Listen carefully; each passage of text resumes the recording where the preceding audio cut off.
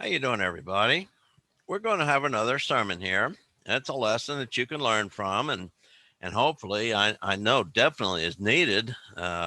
Whether I have any one particular person in mind or not, that really should not matter, because when you start teaching from God's word, it applies to everybody. So keep these things in mind, and you might recognize maybe yourself in this sermon, or you might recognize somebody you know. And the whole purpose of this is to help people get to heaven. And if they get involved in sin, whether they realize it or not, they could lose their soul. So we don't want that to happen. So, what we're going to do is have a lesson here about pride. And the question comes up: does pride get in the way of your service? And often our feelings and emotions get in the way of doing what God wants us to do. And so we have to be aware of that. And it might be because we have been hurt, harmed, or hurt by the actions or the words of others. So sometimes that might be the case. Sometimes it's just something we decided for ourselves. Now, when it comes to service in the church, some people will do anything they're asked to do, and they'll look around, and if something needs doing, they're going to do it. And some will do a few things, usually when they are asked to do them, but they don't really have the initiative to look themselves and see what needs to be done. And so, what we need to learn from this lesson is that God wants us to do what we can when we can. And yes, that means sometimes getting out of your comfort zone and helping. A lot of people, all they do, they go to church, they sit through the service, and then they go home. They don't do anything else for the church the rest of the week. So we need to talk about some of these things. See, others want to do certain things, or they won't do anything. And this talks about attitude. Someone might say, if I can't be an elder, then I won't be anything in the church. Or if I can't be a deacon, then I won't be anything in the church. If I can't be the song leader, then I won't do anything else. If I can't teach the class I want to teach, then I won't teach any class. If I can't be in charge of a program, then I won't participate in any program. Does this sound familiar? I mean, those of us who have been in the church a long time, we've probably heard each of these on numerous occasions. We've heard people talk like this. And of course, we recognize immediately, well, that's the wrong attitude for anyone to have, but yet it happens and it continues on. It's probably still happening now. And some of you are probably familiar with some people who have behaved this way. And so that's why we need to talk about pride. See, all of these things just mentioned speak of pride interfering with our judgment. And we must be careful because the Bible warns what pride can do to us. It says pride goes before a fall and a haughty spirit before stumbling. Proverbs 16 and 18. And yeah, it usually does happen that way. And so, although we may not always get to do what we want to do, we should do what we can when we can. And sometimes it's the little dirty work that needs to get done that some people just won't do. And so we step in and do it. Maybe the bathrooms need cleaning. Maybe the floor needs vacuuming, or the something needs to be dusted or something like that. Maybe straightening up the papers and the track rack or things like that. There's things we can do as we look. We see, somebody ought to do something about that. Well, just do it yourself. And if somebody doesn't like it, they'll come tell you. Well, why didn't you do it? It will be your response, okay? I mean, that's all you can do. So we're going to notice some examples about people who did not get to do what they wanted to do. David. David did not get to do what he wanted. First Chronicles 28. I mean, he wanted to build the temple. The God says, no, you're not going to do it. You're a man of war. And so, but God would not let him. And so the task was assigned to David's son, Solomon. So Solomon was going to build the temple. Now, David could have said, well, if I can't do all the work, then I won't do any of the work. And if I can't build the temple, then I won't make preparations for someone else to build it. Or perhaps if I can't build the temple, then I won't write any more Psalms. I mean, yeah, we realize that would be the wrong thing, but what did he do? Instead, David did all that he could to make it easier for the one who would build it. What did he do? He was active in his planning stage. I mean, he had the blueprints and everything out there when he gave Solomon instruction. You follow these blueprints exactly as they're written here. And he arranged alliances with kings of other nations for the supplying of needed material. And so it would be there. He began to stockpile those needed materials there in Jerusalem.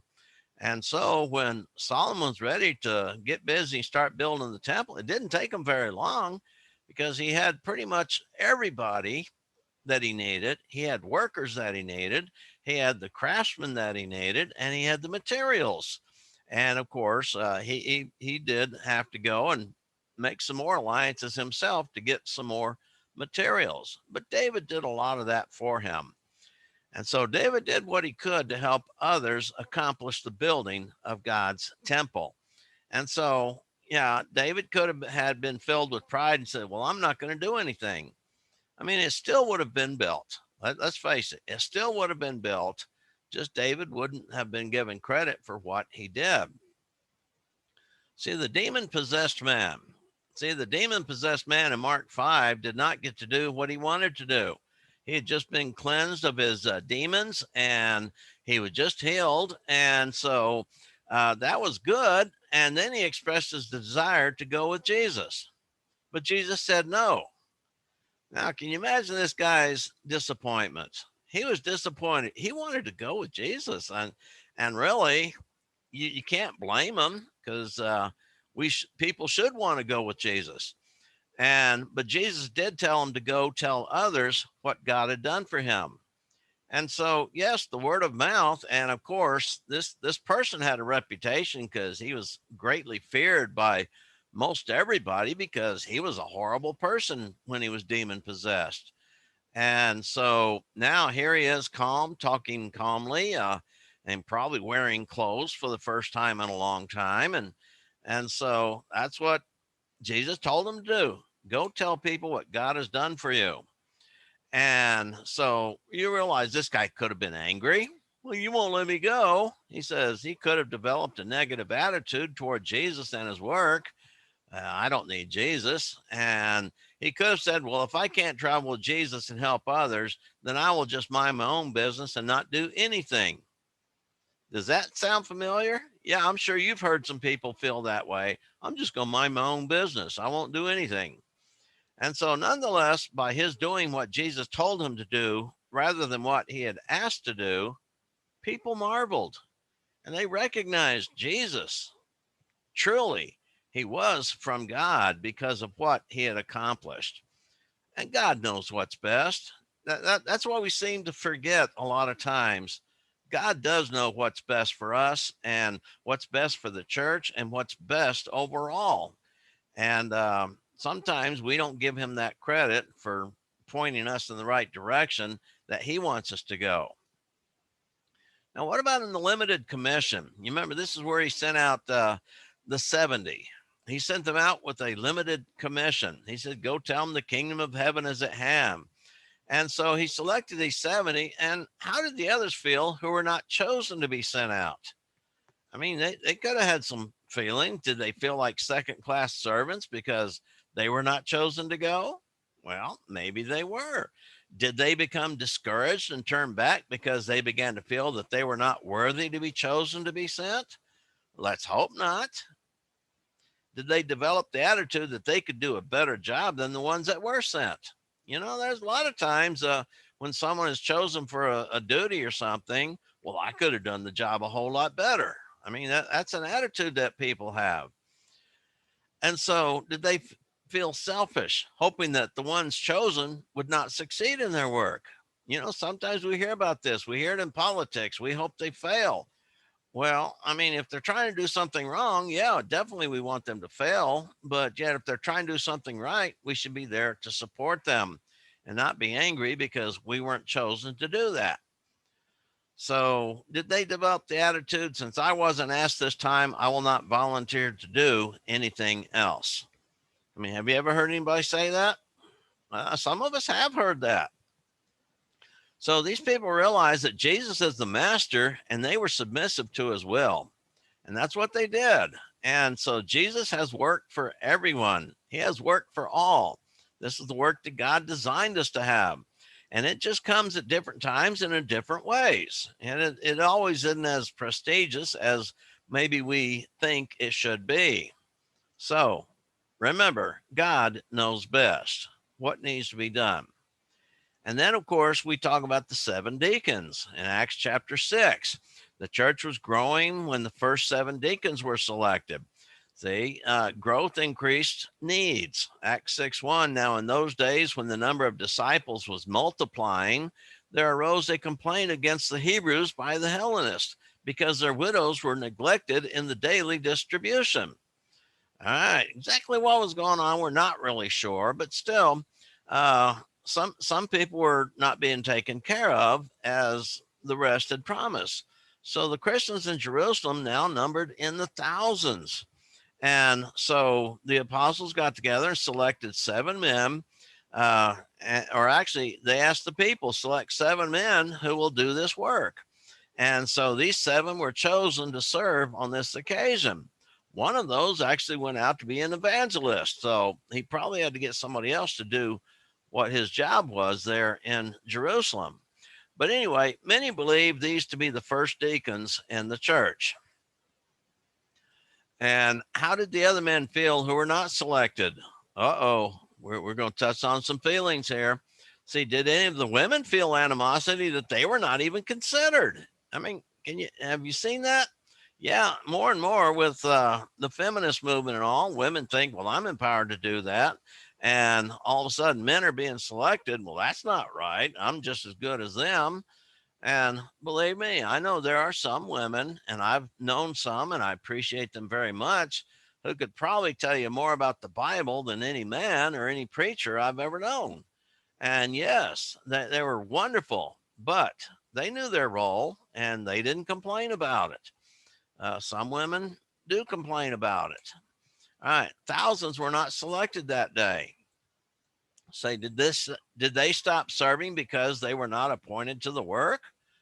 Well, that's the attitude you'd think maybe they would have.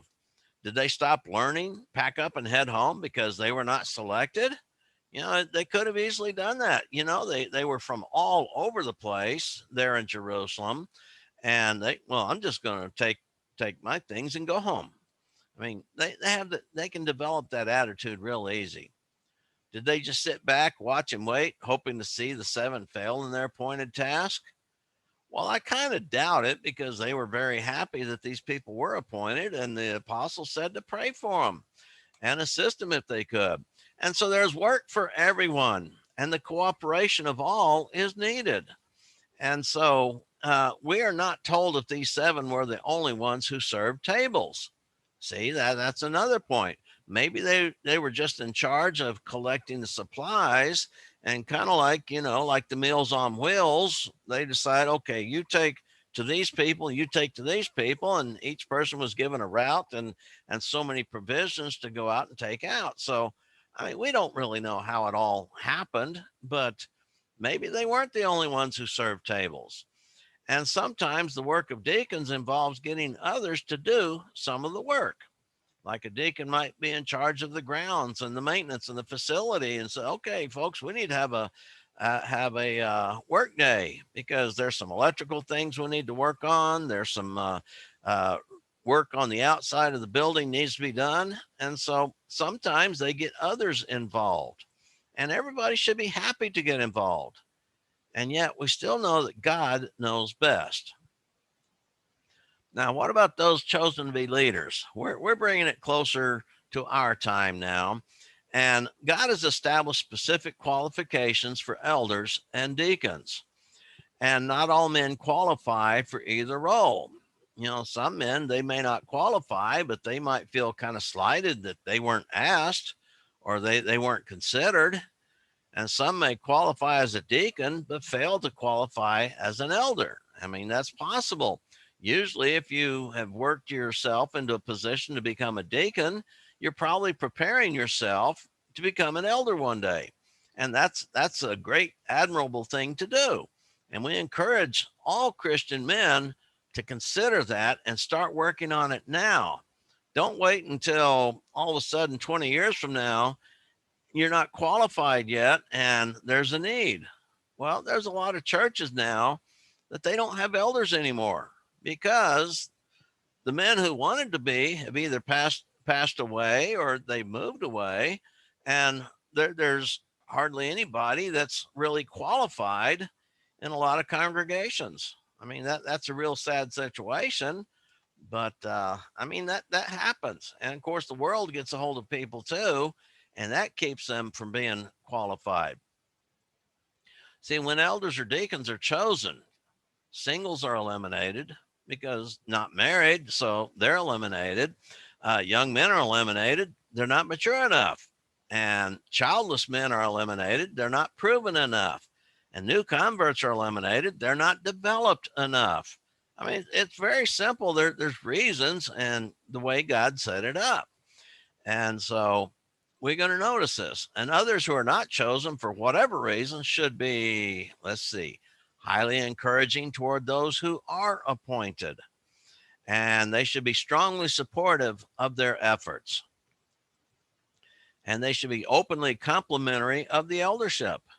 I mean, a lot of times people don't do that. All they do is complain about the elders. Well, the elders want us to go to an extra class, or they want us to be here. They knocked on my door and asked me why I wasn't there Sunday night.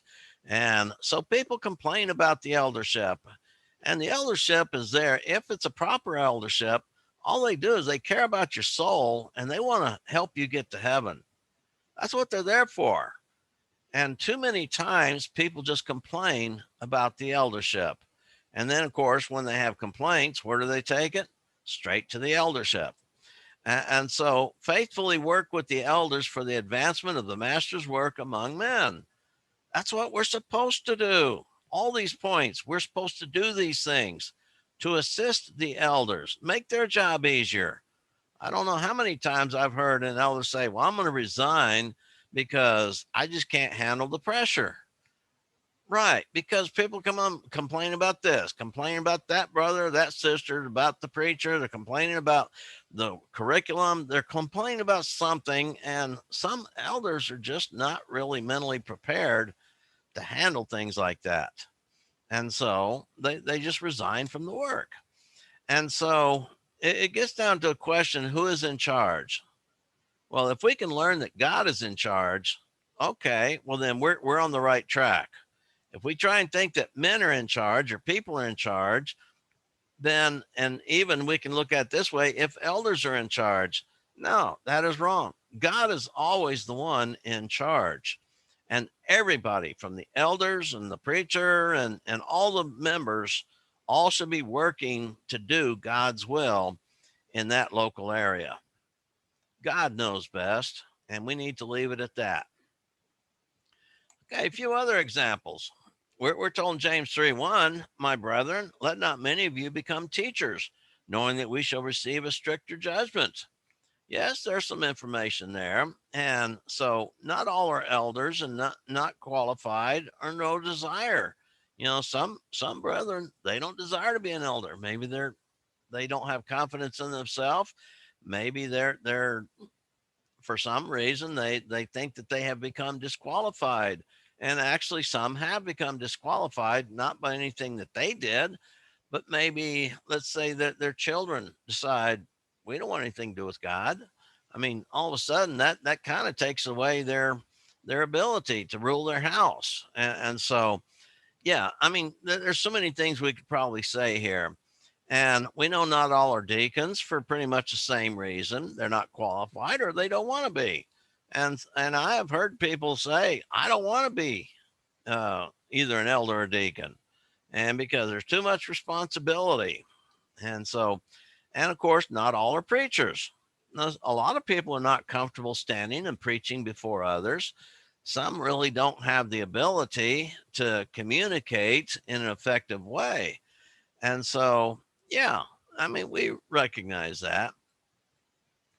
See, in the scriptures, the 5 talent man did what he could with what he had. Matthew 25. And the 2 talent man did what he could with what he had, Matthew 25. And you know what happened to the 1 talent man? He didn't do with what he had, so he didn't do anything. Of course, he was condemned for it. And the poor widow gave 100% when she gave her 2 little mites, 2 little copper pennies in Mark 12, as Jesus marveled at her faith that she gave that much. And the young lad did what he could when he gave his 5 barley loaves and 2 small fish there in John chapter 6. He did what he could. That's all he had. So he said, "Here you go, Lord, you can use this. I'll be glad to share with however many can profit from this." And some people are like that, folks. Some people give 100%. Some people do what they can. And we should all be involved in doing the master's bidding and increasing the master's kingdom. And so, whatever talents we may have, we need to apply those talents to help others get on the right track and stay on the right track. See, some of the great biblical statements have to do with serving. And Isaiah says 6:8, also I heard the voice of the Lord saying, "Whom shall I send and who will go for us?" Then I said, "Here am I, send me." For most people, it's, well, here I am, send somebody else. I mean that, and that's true. Most people, and you probably know, if you're a member of a congregation, you could probably sit down and make a list who would say, here am I, send me, or here am I, send somebody else. You could probably make a list there and ask somebody else to make the list, and you'd find out the same names would be on both lists. Some people are quite evident that they don't want to participate, but yet, oh yeah, we got to keep them there so we don't lose our numbers, and we need the contribution from them. So there's reasons to do that. When Samuel was called by God, he was instructed to answer to the Lord, "Speak, for your servant hears." 1 Samuel 3:10. And that's what we should be doing. When God speaks, we should be there listening. And of course, God has spoken. He's spoken many times, and he's given us many different messages. And luckily, we have them all down in writing.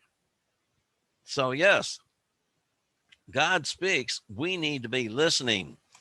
And so, when remark was made about the woman with the alabaster flask containing the costly oil, Mark 14:8, they kind of griped. She wasted all that money.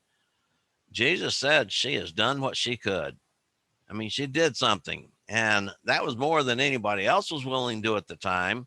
So, yeah, I mean, she has done what she could. Now, can that be said about you? Can it be said about all your members? I mean, you got to consider that. All right. The question becomes, Lord, what do you want me to do? I mean, this is something we need to be asking God. What do you want me to do? Maybe you can include that in your prayers as you're praying to God, asking him to take care of your family and your loved ones and your church family, and keeping them all safe and things like that. But yet there's work to do. And just say, Lord, what do you want me to do? And you know what? Somehow, some way, it's going to be revealed to you. It might be something very simple, and you might think really doesn't mean anything. But you know what? Doing something is better than doing nothing. I mean, I've said that so many times, but you ought to consider that doing something is better than doing nothing. So find something the Lord wants you to do and do it, because you know it's the right thing to do, right? Read James 4:17. The one who knows the right thing to do and does not do it, to him it becomes sin. So you might not be doing those bad things which God said don't do because they're an abomination to him. Well, I don't do that. I don't do that. What about all the stuff he has told you to do? Are you doing that? That's what we call the sins of omission, because we're not doing them. And sometimes some congregations, they post lists of things that needed to be done. And some people go along, well, I think I can do that. And they scratch it off. And once they accomplish the task, they scratch it off and they do that. I mean, that's a good way. That's an organized way to do something like that. And if you do not see such a list, maybe you can start one, or maybe get some input from others. Find out what others are doing. Maybe you can contribute something. Maybe you can add something. Maybe instead of making the church pay for the cleaning supplies, just tell it whoever's cleaning the building, hey, if you need some supplies, let me know. I'll buy some for you. And that'll be my contribution to the church. And so don't put the burden on the church to pay for everything. If you need office supplies and stuff like that, buy them yourself and assist there. Find out what needs to be done and what the needs are. And maybe you can help contribute in some way. See, if you treated this church like it was your church, how would you take care of things? I mean, let's face it, if this was my business and I was in charge, how would I take care of things? I would make sure that everybody is busy promoting this church. So when they leave the building, they get out there and promote the church. They do it by setting an example for others and by telling people where salvation is and guiding people in onto the right path. And that's what they do by promoting the church. Or the question is, would you do anything at all? I mean, some people, if they're honest, they would, no, I don't want to do that. I mean, that could be an honest answer. So we do have a problem in today's church, and we know that. Of course, the church actually itself does not have problems. It's a lot of congregations have members who have problems. And so we have to make that distinction. See, those who choose to do the work usually do not ask for help. They have learned pretty much not to. Why? Because they're not sure if anyone is willing to help, and or they're afraid of the rejection by others. I don't want to do that. I mean, they just don't want to put people in that position. I mean, they're trying to be nice in some way, but no, some people doing the work, they need some assistance. You know, some people get out and do the same thing. Like certain women, they get out and prepare the communion every Sunday morning, and they do things like that, make sure the bathroom is cleaned or something. I mean, there's always something that somebody can do, and some people do it. And usually, well, if somebody else is doing it, what do you need me for? This seems to be an attitude. And yes, it's definitely the wrong attitude to have. And so, another problem is that most who might be willing to help are afraid to ask what they might be able to do for the church and for Jesus. Well, why are they afraid to ask? Because somebody might say, well, yeah, there is something you can do. Oh, no. I mean, once you stick your foot in your mouth, I mean, you got to chew on it. So, yeah, I mean, they're afraid that they might be actually told, yeah, you can do something for us. The point of this lesson is, folks, we are all servants. We are chosen to serve. We are God's chosen, and He has chose us to do work. We need to do the works of righteousness.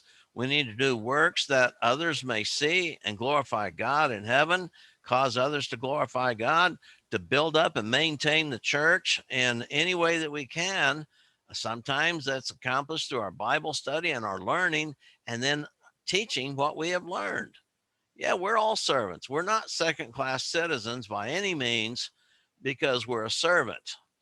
We are first class servants, and we are to be the best because the one whom we serve is the greatest of all. And so, yeah, we should be first class servants, and we should be willing to do what we can to serve. And yes, like I say, some of you, and if you've actually listened to this sermon, you're probably one of those who are in this category. If you haven't gotten this far, then you probably just gave up because you got tired of listening to the fact that you're not doing enough and you need to do more. So keep that in mind. We need to be willing to encourage others in their work as well. Some people do need encouragement, and you've got to get them on the right track. Once they become a Christian, you got to get them on the right track and make sure what they're doing is promoting the church and helping it to grow. And we do that through our evangelism and our edification. So, serving for the right reasons and for the common good of carrying out the Lord's will on this earth. That's what we're supposed to be doing. And so, we just have to ask the question, does pride get in the way of your servitude? and it should not. But maybe if you examine yourself, maybe you can make some changes to get yourself back on the right track. So consider these things. And we're going to end our lesson there. Share this message with others. Maybe invite somebody over and watch this lesson with somebody else. And maybe you can discuss some of the things we talked about here and determine, well, is it right or is it wrong? Did he say go too far or whatever? I mean, find out. I mean, so talk about it and share the mess with others and do something for God. And like I said, doing something is better than doing nothing. So keep those things in mind, and we'll hope to see you on the next go around. All right. Bye bye for now.